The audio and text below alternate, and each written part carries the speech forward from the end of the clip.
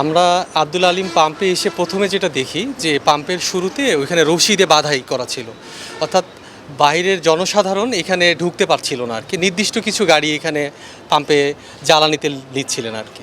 তো সেক্ষেত্রে আমরা তাদের রেজিস্টার খাতা দেখার চেষ্টা করি। রেজিস্টার খাতাতে যেটা দেখা যায় যে বিগত এক মাসে, অর্থাৎ পুরো মার্চ মাসে তাদের খাতা কোনো মেইনটেইন নেই, রেজিস্টার বুক মেইনটেইন নেই, সেখানে কিছু লেখা নাই। তারপর আমরা তেল মজুদের ওইটা দেখি, ট্যাঙ্কে গিয়ে যেটা দেখা যায় যে সেখানে ডিজেল মজুদ ছিল 28,521 লিটার, আর অকটেন মজুদ ছিল 5,419 লিটার। তো এটা দেখার পরে আমরা তাদেরকে বিভিন্ন প্রশ্ন করি এবং এত বেশি মজুদ এটা আমাদের কাছে অনেক অস্বাভাবিক লেগেছে।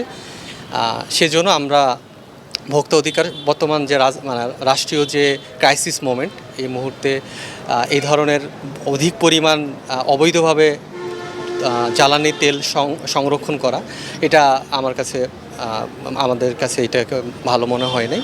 আমরা এই জন্য ভোক্তা অধিকার সংরক্ষণ আইনের 45 ধারায় যে অবৈধভাবে জ্বালানি তেল যে সংরক্ষণ করেছে, এই জন্য তাকে 1 মাসের বিনাশ্রম কারাদণ্ড প্রদান করা হয়েছে। জ্বালানি এইটা বর্তমানে একটা জব্দ করা হয়েছে। এখানে আমরা জব্দ তালিকা প্রস্তুত করেছি। এখানে সিটি কর্পোরেশনের 9 নং ওয়ার্ডের জনাব রাসেল নামে একজন আছেন, উনি সচিব, ওয়ার্ড সচিব। ওনার জিম্মা এটা দেওয়া হচ্ছে।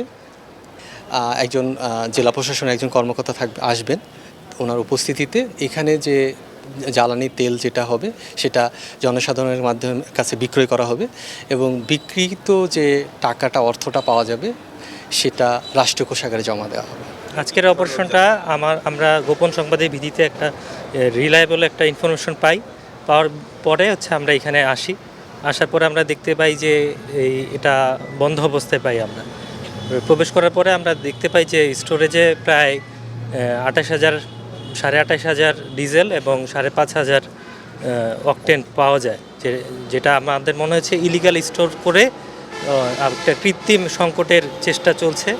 তো আমাদের এটা এরকম অপারেশন আরও সামনে বজায় থাকবে, জারি থাকবে।